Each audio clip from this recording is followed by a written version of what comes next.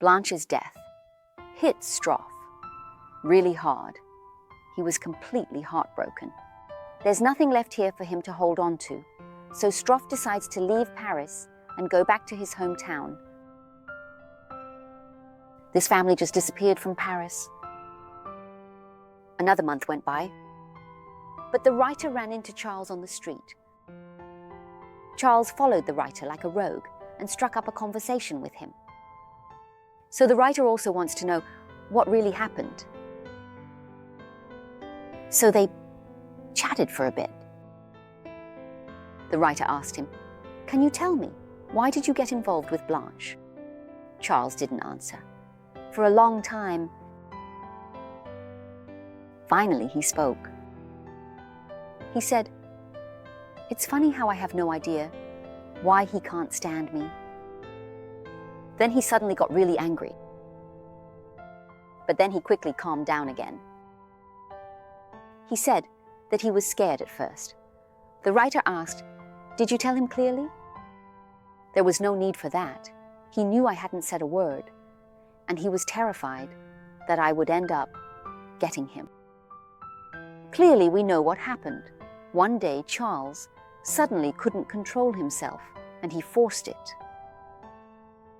Should we say he Blanche? Is that really a me way to go about it? Then Charles got really angry. Why is he angry? He's angry because he realizes he's being controlled by his desires, but he also clearly states that he doesn't love Blanche at all. He wanted to escape all of this, just like when he abandoned his wife and children to come to Paris. He didn't want the distractions of everyday life. Charles said, "I don't need love, and I don't have time for love. This is a weakness of human nature. I'm a man, and sometimes I need a woman. Once my desires are satisfied, I can go off and do other things. It's really frustrating that I can't control my desires. They imprison my mind. I hope that one day I can be free from my desires and work without any constraints." This part can be seen as Charles's helplessness.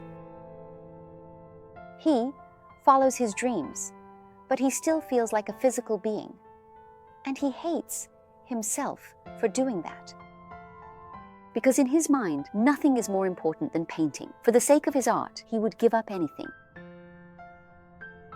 Then he said something even more infuriating. He said that women understand nothing but love, so they place an enormous importance on it, which is just ridiculous. Next, let's talk about the Moon and Sixpence. First, let me ask everyone, do you know of a place called Tahiti? I once read a book by the painter Gogh called Noa Noa, the Land of Fragrance, and it was truly moving.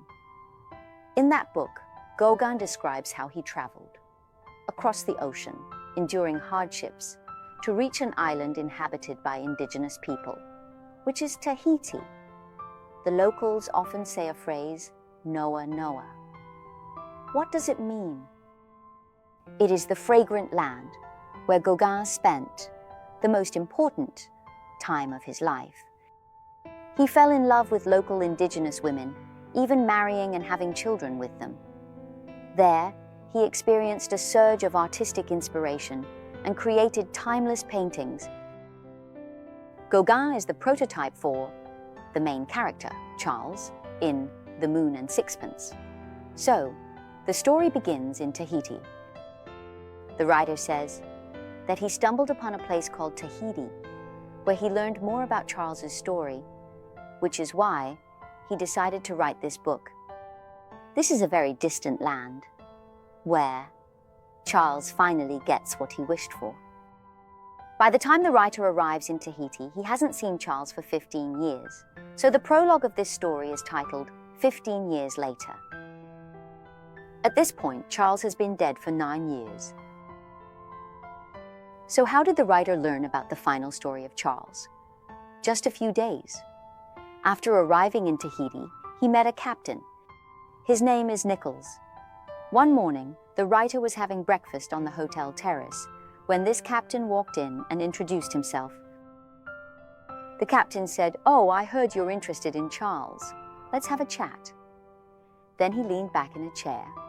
He lit a cigar and said, "Oh, I knew Charles very well. It was because of me that he came to Tahiti."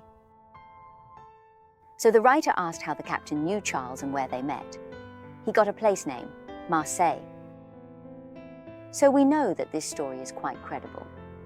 In the end, everyone learns that Charles left Paris for Marseille. And it was in a nighttime shelter in Marseille that the captain first met Charles. At that time, there was a strike in Marseille, and Charles had reached a point of desperation. He couldn't even earn the little bit of money needed to survive. So how did the captain notice Charles? It was because this man had a very peculiar appearance and was tall, making him stand out in a crowd. He said to Charles, "Come on, let's go have breakfast, buddy." Charles's response was, "Whatever."